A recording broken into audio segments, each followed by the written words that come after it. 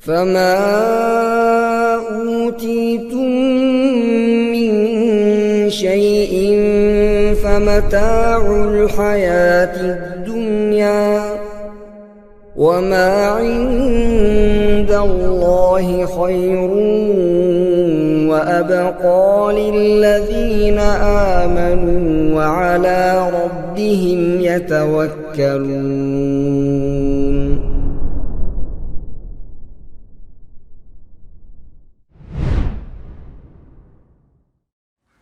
Assalamualaikum warahmatullahi wabarakatuh.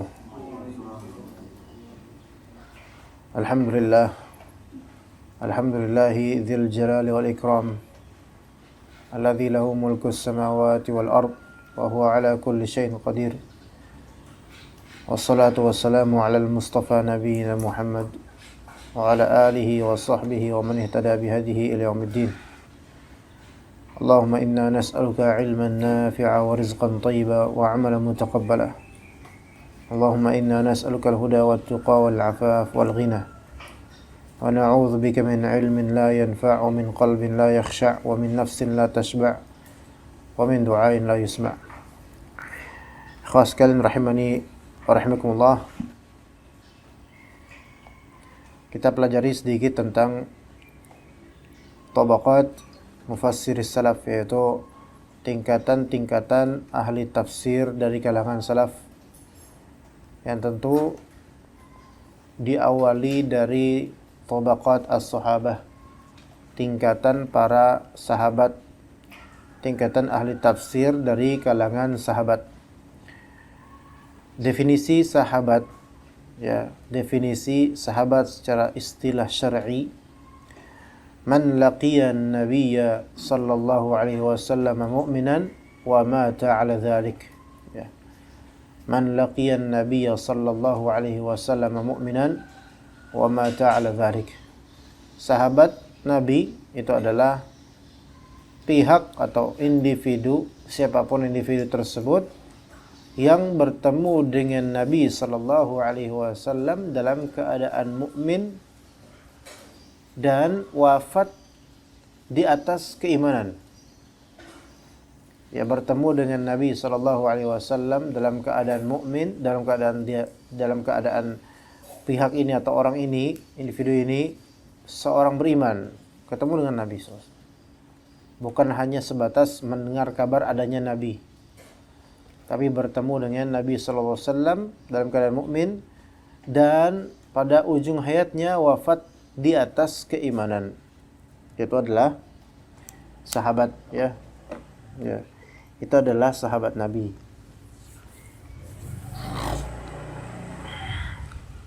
Kemudian dikatakan dalam kitab Mawsu'atut Tafsir bil Ma'thur,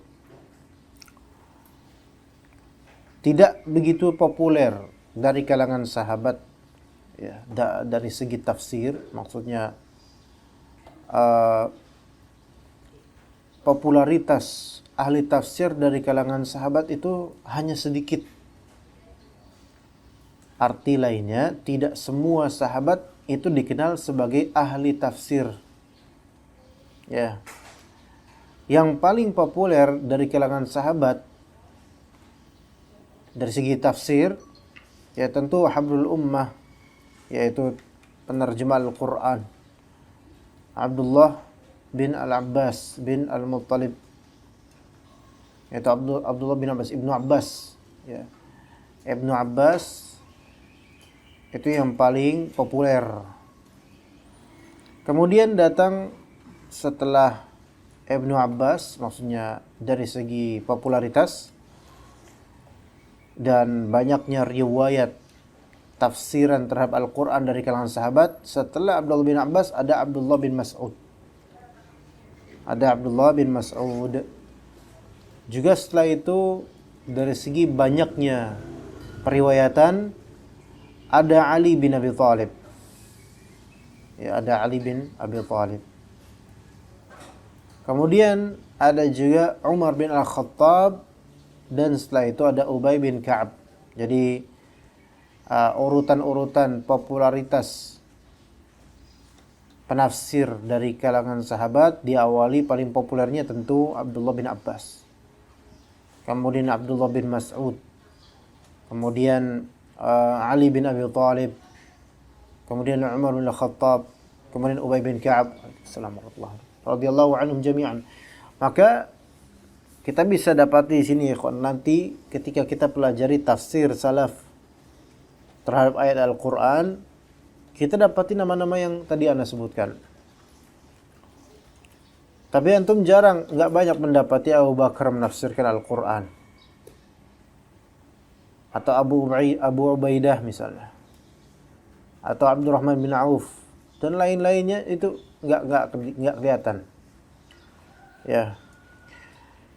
Dan tidak mesti penyebutan nama-nama ini di kitab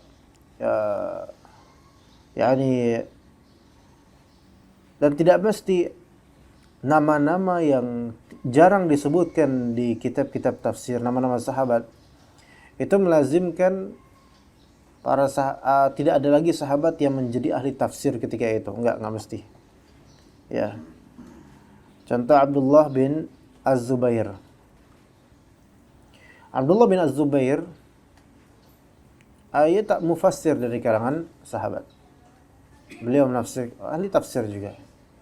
Hanya saja beliau atau riwayatnya Abdullah bin Az-Zubair dalam tafsir itu sangat sedikit, sangat terbatas. Ya. Tetapi apa sih yang menjadikan Abdullah bin Az-Zubair sebagai seorang mufassir? Ya. Kenapa kinantung? Kenapa? Oh, mati. Nggak bisa diubah suaranya, jangan suara akhwat, suara ikhwan gitu. Lay off gitu. Apa yang membuat Abdullah bin Az-Zubair digolongkan sebagai ahli tafsir padahal riwayat beliau sangat sedikit? Ya. Kalau misalnya kita melihat yang tersebutkan dari Abdullah bin Az-Zubair, riwayat-riwayat dari beliau rata-rata berkisar tentang tempat turunnya suatu surat misalnya, atau yang ternukil dari Abdullah bin Az-Zubair hal-hal yang berkaitan dengan hukum-hukum haji, dan beberapa riwayat yang berkaitan dengan Mekah, dan sebagian dari riwayatnya pula riwayat tentang qiraat, yaitu bacaan-bacaan qiraat, ikhtilaful qiraat. Itu riwayat dari Abdullah bin Az-Zubair. Dan beberapa masalah-masalah berkaitan dengan ayat atau jumlah ayat Al-Qur'an, jumlah ayat dalam surat. Dan itu pun tidak begitu banyak dari Abdullah bin Az-Zubair. Tapi tetap Abdullah bin Az-Zubair digolongkan sebagai mufassir. Maka mufassir minas sahabah, ahli tafsir dari kalangan sahabat, definisinya adalah man kana lahu ara'un fit tafsiri wa kana mutasaddiyan lah. Yaitu ahli tafsir dari kalangan sahabat adalah sahabat yang memiliki pandangan-pandangan dalam ilmu tafsir, dan beliau menyodorkan diri, atau sahabat ini menyodorkan diri ke ilmu tafsir. Jadi punya beberapa riwayat berbicara tentang hal-hal berkaitan dengan ulumul Quran dan makna dari ayat-ayat Al-Quran. Ini tidak mesti bahwasanya sahabat yang tidak ada riwayatnya tentang tafsir, atau jarang sekali ada periwayatan tafsir, berarti sahabat ini nggak paham Al-Quran. Nggak juga. Para sahabat mereka adalah sekumpulan dari kaum muslimin yang paling paham terhadap Al-Quran. Bahkan mungkin serendah-rendahnya mereka paling paham terhadap Al-Quran, itu lebih paham daripada semua dari kita. Maka para sahabat ini, mereka seluruhnya paham Al-Quran, karena Al-Quran turun dengan bahasa yang ketika itu mereka sedang berbicara dengannya. Dan juga seperti Abu Bakar As-Siddiq, Utsman bin Affan, itu sangat jarang sekali riwayat tafsiran beliau-beliau ini. Tetapi Abu Bakar dan Utsman mufassir juga, faham Al-Quran betul-betul, faham arti dari Al-Quran. Kalau di Khulafaur Rasyidin kan ada 4. Abu Bakar jarang sekali, hampir nggak ada riwayat tafsirannya. Ada, cuman sedikit sekali. Kemudian Umar, nah ini ada beberapa. Utsman hampir tidak ada. Ali ada beberapa. Jadi Abu Bakar dan Utsman walaupun sangat minim riwayatnya tentang tafsir, tetapi kita pastikan beliau-beliau ini paling paham terhadap Al-Quran. Adapun Umar dan Ali, ini udah jelas paham terhadap Al-Quran karena ada beberapa tafsiran dari beliau-beliau ini. Maka ikhwas sekalian, para sahabat mereka termasuk tabaqatul ula, yaitu tingkatan pertama dari kalangan ahli tafsir. Dan tafsiran para sahabat memiliki mizah tersendiri, yaitu keunggulan tersendiri dibandingkan tafsiran para ulama setelah sahabat. Dan mizah atau keunggulan ini tidak bisa disamakan dengan kebaikan ulama-ulama setelahnya, karena para sahabat ini mereka adalah murid-muridnya Rasulullah SAW. Maka secara zat manzilah mereka sebagai sahabat itu sudah merupakan keutamaan yang tidak bisa disamai oleh orang-orang siapapun setelahnya. Ya begitu, wallahu taala alam.